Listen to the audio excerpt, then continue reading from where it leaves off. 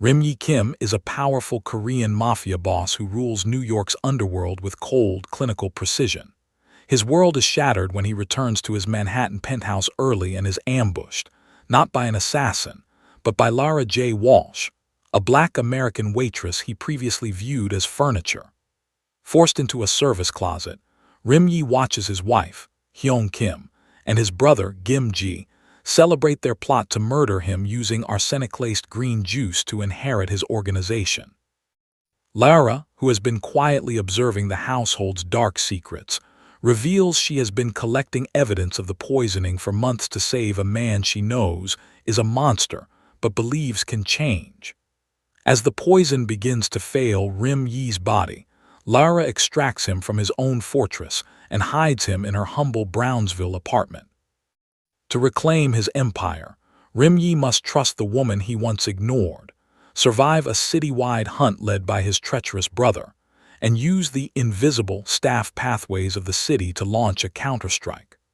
The story culminates in a public unmasking of the traitors, leading Rim Jae to dismantle his criminal legacy in favor of a life built on the humanity he rediscovered through Lara. The darkness of the service closet was suffocating, smelling of industrial bleach and the cheap polyester of spare uniforms, yet the air outside was far more lethal. Rim Jae leaned his weight against a stack of folded linens, his breath coming in shallow, jagged hitches that felt like glass in his lungs. Across from him, Lara didn't let go of his wrist. Her grip was the only thing anchoring him as his vision swam in the narrow slice of light cutting through the door. "Look at me, Mr. Kim," she whispered, her voice a ghost of a sound that barely rose above the rhythmic thumping of his own heart. She reached into the deep pocket of her apron and pulled out 2 small glass vials. Even in the dimness, the white crystalline residue clinging to the inner walls caught the light with a cold, sickly shimmer. Rim Jae stared at them, his mind reeling back through 3 months of slow-motion suicide. He saw Hyeong's face, bright and porcelain perfect, as she handed him his green juice every morning, her voice a silken purr as she insisted he drink it all for his health. "I've been cleaning your kitchen for 2 years, Lara said, her eyes locked onto his, wide and terrified but unyieldingly steady. "3 months ago, your wife started making those drinks herself. She sent me away, claimed she wanted privacy, but she didn't realize the pantry mirror reflects the prep island." She tilted one of the vials, her jaw tightening. "I collected this from the sink drain, twice. Whatever she was washing down, she didn't wash thoroughly enough." Rim Yee's legs nearly buckled as the weight of the betrayal finally settled into his bones. He looked at his hands in the sliver of light, pale, waxy, and trembling, and realized that every dizzy spell he had dismissed as stress, and every morning he had gripped the counter just to stand were markers on a countdown to his execution. He was the man who ruled the Diamond District, the king who played God with a multi-billion-dollar empire, yet he had been as blind as a fool to the poison in his own cup.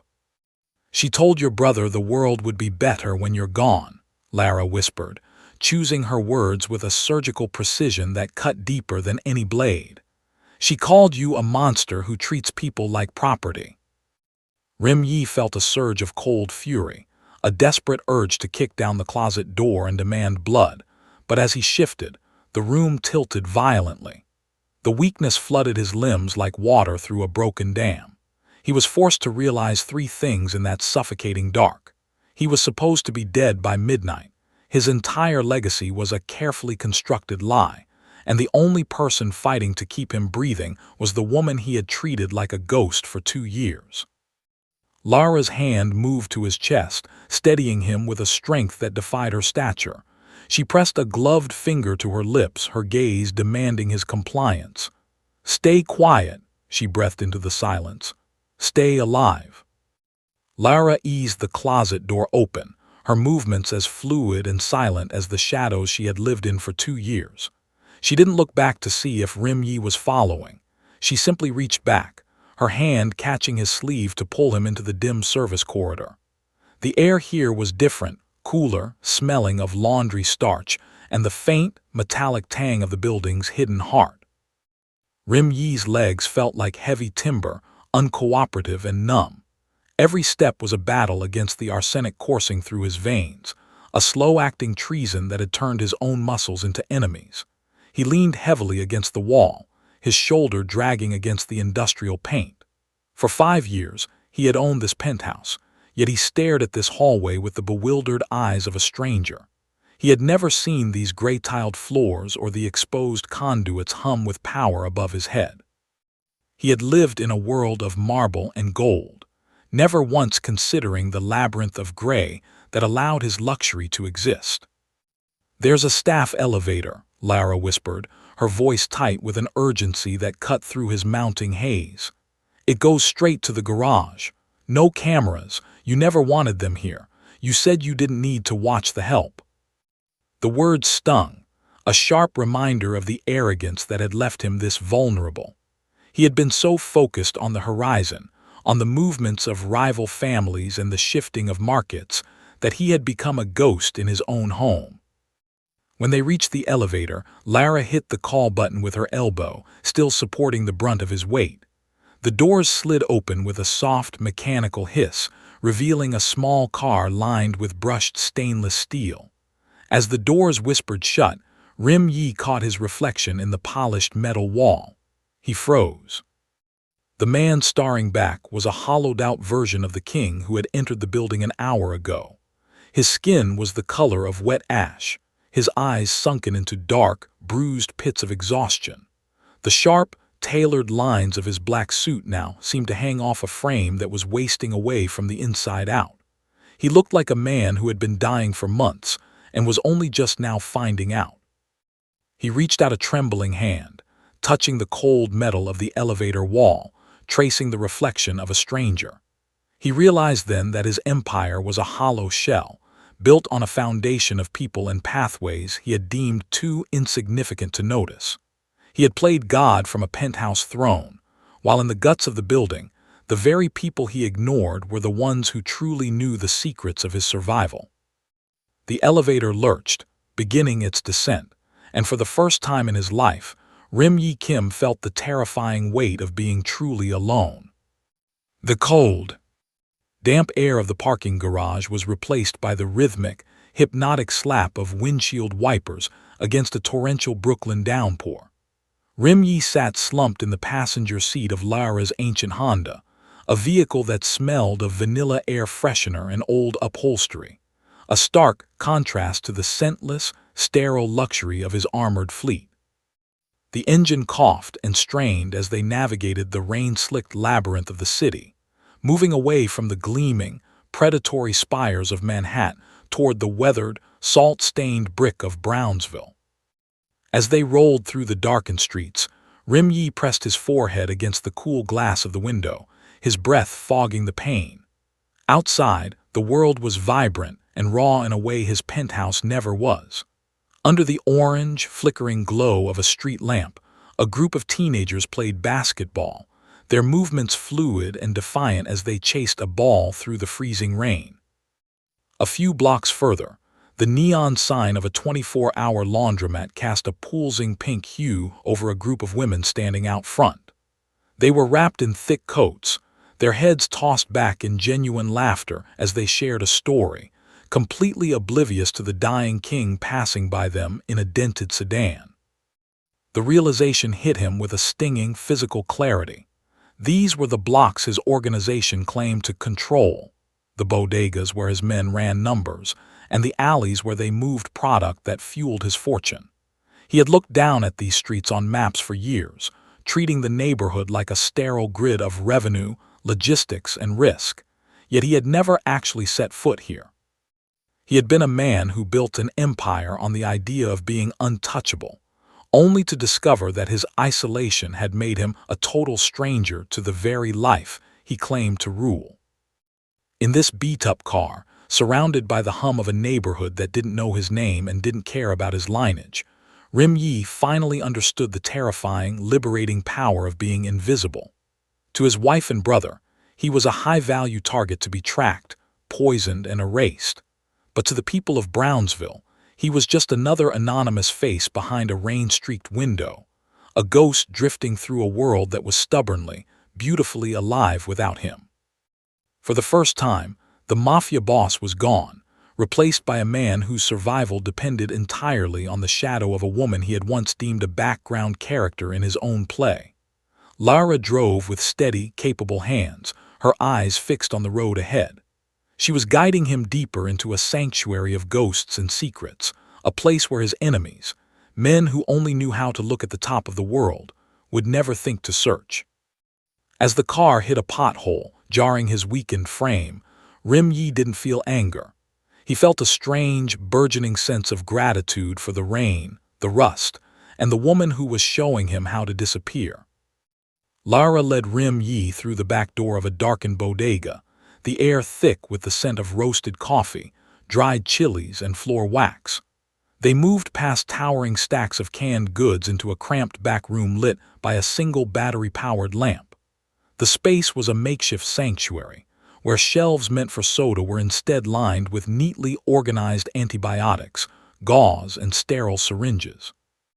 A woman named Kathy stood waiting, her silver hair pulled back from a face etched with the kind of hard-earned wisdom that only comes from witnessing 1,000 tragedies. She didn't offer a greeting.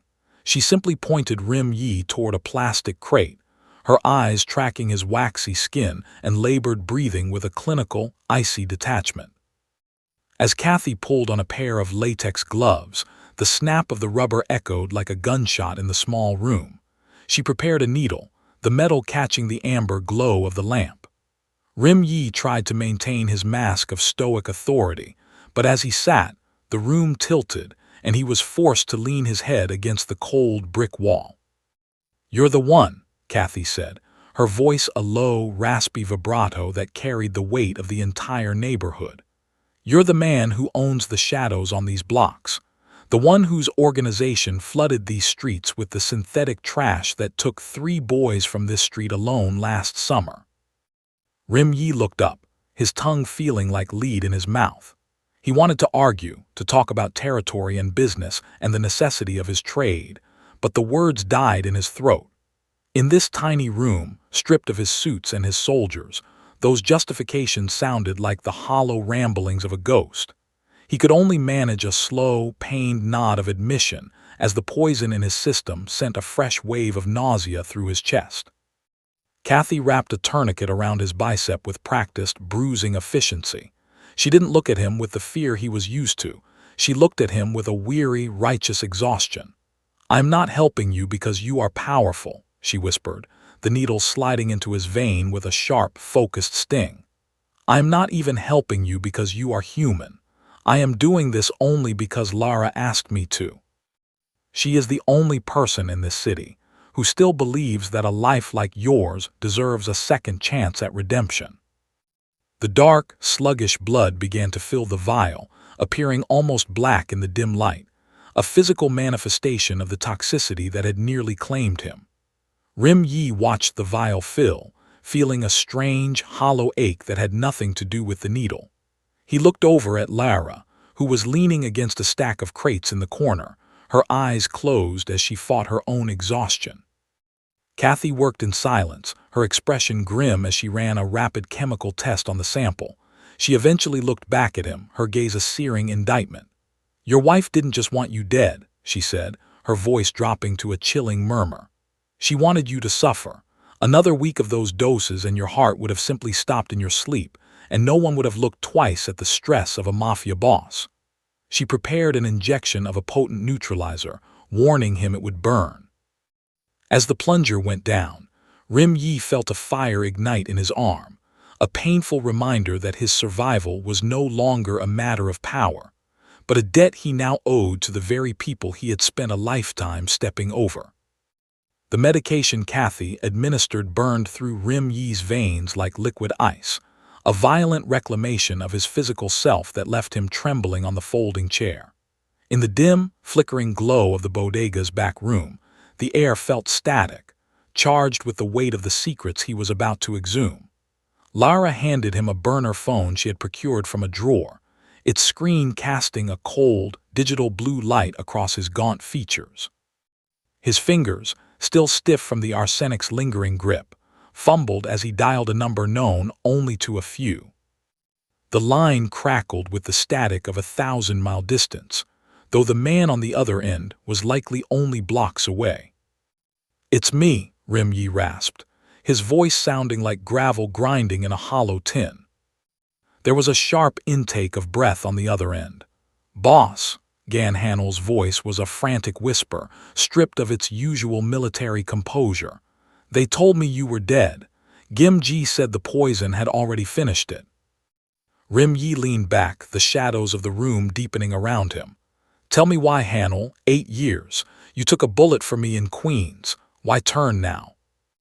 The silence that followed was heavy, punctuated only by a ragged sob that Hanel couldn't suppress. "He sent me photos, Rim Jae. Photos of my daughter Min-hee at the playground, then at her school gates. He told me exactly what would happen to her the second I hesitated. He didn't just want my loyalty, he wanted to hollow me out so I'd have nothing left to live for if I defied him." Rim Jae closed his eyes, the cold blue light of the phone illuminating the sharp, skeletal lines of his face. For years, he had operated on the assumption that fear was the only true currency of power. He had built his empire on the threat of what he could do to others, never realizing that his brother had learned those lessons too well, and had applied them to the only man Rim Jae truly trusted. The ruthless boss felt the old, white-hot rage begin to stir in his gut, but it was different now. It wasn't the blind, destructive fire of a man seeking to burn his enemies to ash. It was a cold, surgical clarity. He looked across the room at Lara, who was watching him with those observant, unflinching eyes. She had saved him not because he was a king, but because she saw a man worth saving. "Stay at your post, Hanel," Rim Jae ordered, his voice regaining its knife-edge authority. "Follow Gim Jee's orders for now. Let him believe the takeover is complete. We aren't going to just kill them.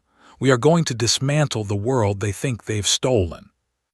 As he ended the call, the room fell into a heavy quiet. The vengeance he had once lived for felt hollow, replaced by a burgeoning sense of justice. He wasn't just fighting for a throne anymore. He was fighting for the people who had been used as pawns in his brother's game. The transformation had begun. The monster was learning how to be a guardian. The heavy iron gates of the Song estate were a memory behind them as they slipped through the service entrance of the Manhattan high-rise, moving against the tide of New Year's revelry that pulsed through the city streets. At 12:45 a.m., the building was a skeleton of glass and steel, its residents distracted by the roar of celebration elsewhere. Rim Jae moved with a focused, brittle energy, his strength a fragile gift from Kathy's medications. He followed Lara into the service elevator, the same brushed metal box that had carried him down as a ghost, now rising with him as a phantom seeking the truth. They emerged into the penthouse level through the kitchen, a space that felt haunted by the echoes of Hyeong's silken lies and the phantom taste of arsenic. The penthouse was cast in the eerie, synthetic glow of the city's lights, every shadow stretched thin across the marble floors. Lara moved with the practiced, invisible grace of her trade, guiding him toward the master suite. The bed, once a place of shared silence, now felt like a contaminated altar of betrayal, but Lara didn't let him linger on the ruin. She pulled him into the expansive master bathroom, a cathedral of gold fixtures and cold stone that reflected their desperate silhouettes. "Jin told me about the construction," Lara whispered, her voice barely a thread against the hum of the ventilation. She crossed to the heavy mahogany towel cabinet, her fingers tracing the wood grain with a clinical precision. Rim Jae watched, his heart hammering against his ribs, as she pressed a section of the molding that looked no different from the rest. With a soft, mechanical click, a panel swung inward, revealing a passage thick with the scent of dust and cedar. They squeezed through the narrow gap, emerging into the absolute silence of Rim Jae's private office. The room was exactly as he had left it, the mahogany desk polished to a mirror shine, his wedding photo still mockingly positioned near the laptop. He ignored the image of Hyeong's porcelain smile and moved toward the bookshelf. His hands, though still trembling with the aftershocks of the poison, found the hidden lever behind the third volume of his father's memoirs. The compartment slid open to reveal the encrypted security drive, a small black device that held the digital record of every dose, every whispered conspiracy, and every stolen kiss between his wife and brother. As his fingers closed around the drive, Rim Jae felt the weight of his old world finally begin to lift. He wasn't just holding data, he was holding the key to his own resurrection. He looked at Lara, who stood guard by the hidden door, her eyes sharp and alert in the darkness. In this den of lions, she was the only one who had never worn a mask. He tucked the drive into his jacket, the cold plastic a promise of the justice he was about to unleash. The heavy office door burst open, the sound echoing like a gunshot against the mahogany walls. Rim Jae didn't wait to see the expression on his brother's face. He grabbed Lara's hand, pulling her toward the floor-to-ceiling windows as the first shout of "Stop them!" cut through the air. With a desperate surge of strength, Rim Jae swung a heavy brass paperweight against the glass. The reinforced pane spiderwebbed before shattering outward, 1,000 diamonds of light falling into the abyss of the Manhattan night. The transition from the climate-controlled luxury of the office to the biting winter air was a violent shock. They scrambled through the jagged frame and onto the rusting iron grating of the fire escape, a structural relic Rim Jae had installed years ago for an emergency he never thought would arrive. Below them, the city was a kaleidoscope of celebration. New Year's Eve had reached its crescendo, and the sky began to bleed gold and crimson as the first wave of fireworks erupted from the harbor. Lara took the lead, her boots clattering rhythmically against the metal rungs as they descended. "Keep moving," she hissed, her voice nearly swallowed by a booming explosion of pyrotechnics that painted her face in vivid purple. Rim Jae followed, his heart hammering against his ribs, his muscles screaming under the strain of the rapid movement. He looked up and saw Gim Jee silhouetted against the bright interior of the office. His brother's face was twisted with a manic, cornered rage, a handgun held steady in his grip. A bullet sparked off the iron railing inches from Rim Jae's fingers, the high-pitched ping lost in the thunder of 1,000 cheering voices from the streets below. They dropped to the next landing, then the next, the metal swaying dangerously under their combined weight. Another shot rang out, shattering a flower pot on a lower balcony, but the chaos of the city was now their greatest ally. Each burst of light from the sky created shifting shadows that masked their path, turning the two fugitives into flickering ghosts. They reached the final ladder and dropped into the mouth of a dark alleyway, the concrete cold and unforgiving beneath their feet. Rim Jae looked back one last time. High above, Gim Jee was a diminishing figure of failure, framed by the broken window of a throne room that no longer held its king. Lara didn't give him time to dwell on the sight.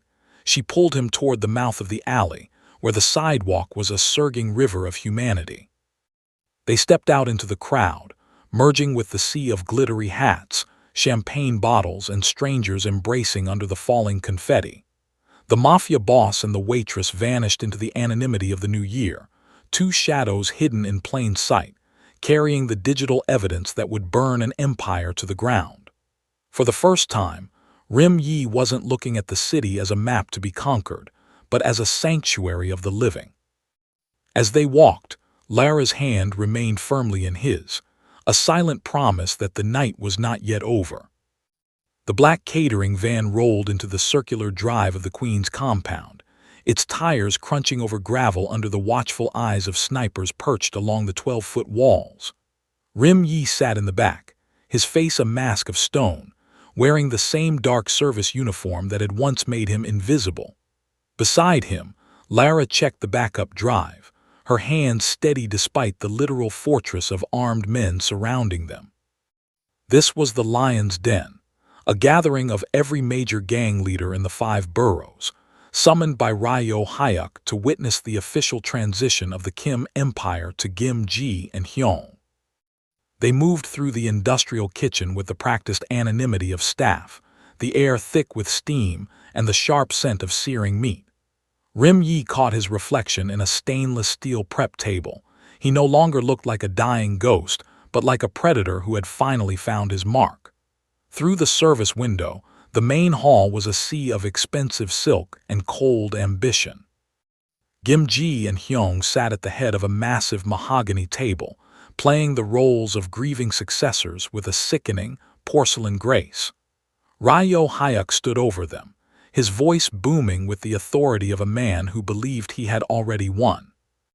Rim Kim is finished, Ryo declared to the room of skeptical bosses. His mind is gone and his strength has failed. These two will bring stability under my guidance. Rim stepped through the kitchen doors, the movement so sudden it caused the room to fall silent in waves. He didn't carry a weapon. He didn't shout. He simply walked into the center of the hall, his presence alone commanding a gravity that caused men to reach for their holsters. Hyeong's face drained of color, her eyes widening in a terror that no amount of makeup could hide. Gim Jee stood abruptly, his hand moving toward his jacket, but Rim didn't look at him. He looked at the room. "Sit down," Rim commanded, his voice carrying the low, terrifying weight that had made him king. "And check your phones." He nodded to Lara, who remained by the door. With a single keystroke on her burner phone, she sent the signal. In an instant, the room was filled with the rhythmic chiming of 100 notifications. The neutral bosses, men like DeMarco and Ryeko, who controlled the docks and the gambling dens, looked down at their screens. The video began to play in high definition. Hyeong in the kitchen, measuring white powder into a glass with clinical precision. Gim Jee coaching her on the dosage. Their whispered conversations about murder, money, and the affair they had kept hidden in the shadows. The footage was undeniable, time-stamped, and authenticated by the very security system Gim Jee thought he had mastered. The tension in the room shifted from confusion to a cold, predatory judgment. The gang leaders didn't care about morality, but they cared about the violation of family and the stupidity of being caught. Ryo's jaw tightened as he realized the poisoned man standing before him had turned his own fortress into a stage for his execution. Rim didn't need a gun to destroy them. He had simply let the truth pull the trigger. The morning sun over Brooklyn was soft and honey-colored, a far cry from the cold, clinical glare of the Manhattan high-rise. It bathed the brownstone steps and the uneven pavement in a warmth that felt like a long-overdue forgiveness. On a quiet corner near the bodega where his life had been stitched back together, Rim stood by the open trunk of a modest car. He wasn't wearing the tailored armor of a Mafia king. Instead, he wore a simple navy sweater and jeans, his sleeves pushed back to reveal forearms that were regaining their strength, though the waxy pallor of the poison had left a permanent, humbled clarity in his eyes. Lara emerged from the market, her arms laden with 2 heavy bags of groceries. Rim moved naturally to meet her, stepping into her space not as a master or a protector, but as a partner. He took the heavier bag from her hand, their fingers brushing, a touch that no longer carried the electric static of fear or the clinical cold of a rescue, but the steady, grounded heat of a shared reality. He didn't look at the horizon for threats anymore. He didn't scan the rooftops for snipers or look for the shadow of a betrayal in the faces of passers-by. Instead, he looked at Lara. He saw the way the sunlight caught the determination in her gaze and the way she stood, finally unburdened by the weight of being invisible. She was no longer the help, and he was no longer the monster.